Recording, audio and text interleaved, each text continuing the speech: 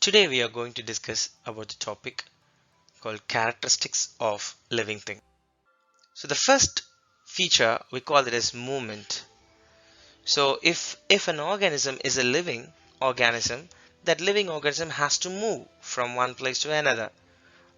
So don't think that the plant can't move. Yeah, the plant can also move.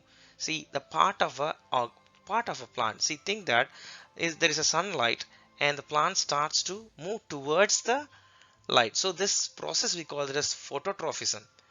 So definition for the movement is ability to move from one place to another or part of it. The next feature is respiration. So the definition for the respiration is that the breakdown of nutrient molecule to release energy. So when you take up the nutrient, it can be a protein or carbohydrate or fat. It can be in the form of glucose. And this glucose has to be broken down into ATP, or we can call it as energy. So here I have mentioned as glucose. In the presence of oxygen, you get carbon dioxide, water, and energy. So this is a aerobic respiration. There are two types of respiration, aerobic and anaerobic. In anaerobic respiration, the oxygen will not be present. You should not confuse with breathing and respiration. Breathing is something when you inhale and exhale, we call it as breathing. That is not respiration. So respiration is something which breaks down the nutrient molecule to release energy, is sensitivity or irritability. The definition for the sensitivity, we call it as ability to respond to the stimuli. So in this picture you can see that the injection has been given to a child, and this is a stimuli and this is a response, and crying is a response.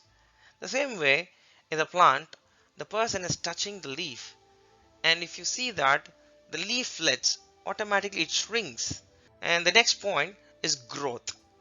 So in growth, the definition of the growth is that it's an increase in cell size or number and complexity.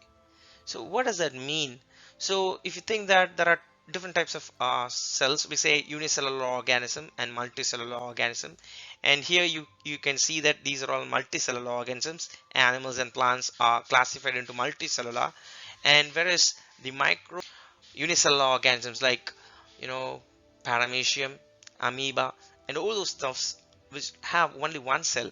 So when we say growth, the cell size of the unicellular organisms may grow, whereas in the case of multicellular, the cell number will increase. The next important point is reproduction. So ability to produce a new organism of the same species. That's what we call it as reproduction. It can be either asexual or sexual. The same species is produced back. So here you can see that excretion. So most of the students may confuse with excretion and egestion. So what is the definition for excretion is that removal of metabolic waste material. In the case of egestion, removal of undigested food material. So it is not feces. When you define excretion, you should not include this one. So what are the metabolic waste? Sweat, urine, and carbon dioxide. Next one is about nutrition.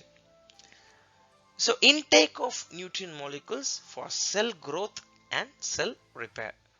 So when you take nutrient, it will be helpful for the growth of the cell, and also it will be helpful for the repair. And there are different types of nutrition. We can also say there is an autotrophic and heterotrophic. Autotrophic nutrition is something which is synthesized by the plant, and heterotrophic is synthesized, which is not synthesized, which is taken up from the plants.